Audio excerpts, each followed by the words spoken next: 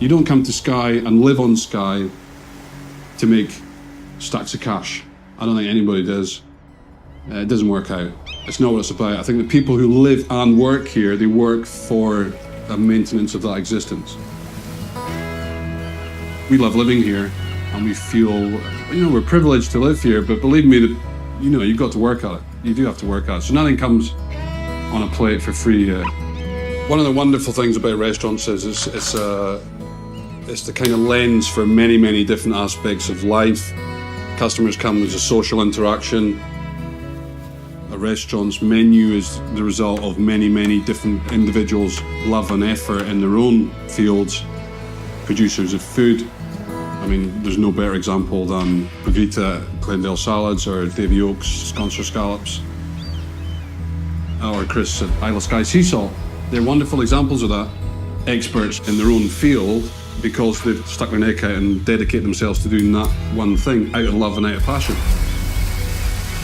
Generally, your cooking is a thought process of generosity, of love, saying, I want to make something for you. That's what cooking is. That's what food is. That's what it should be. It should be about enjoyment. It should be about generosity. It should be handled very responsibly because of those reasons, for sure. My job is to put stuff on the menu for people to eat that represents as best as possible the many hours and love and effort that the producers have put into what they do.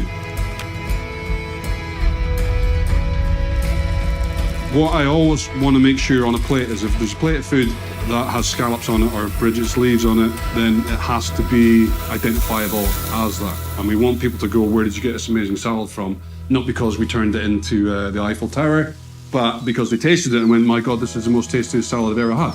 Then we can tell them and go, well, do you know what? It's a woman in Glendale. She grows salads, she's been here for 30 years, etc. And then that love's spread. All that love is evident in the taste, right? I'm a great believer that you will be able to taste the love that's been put into something.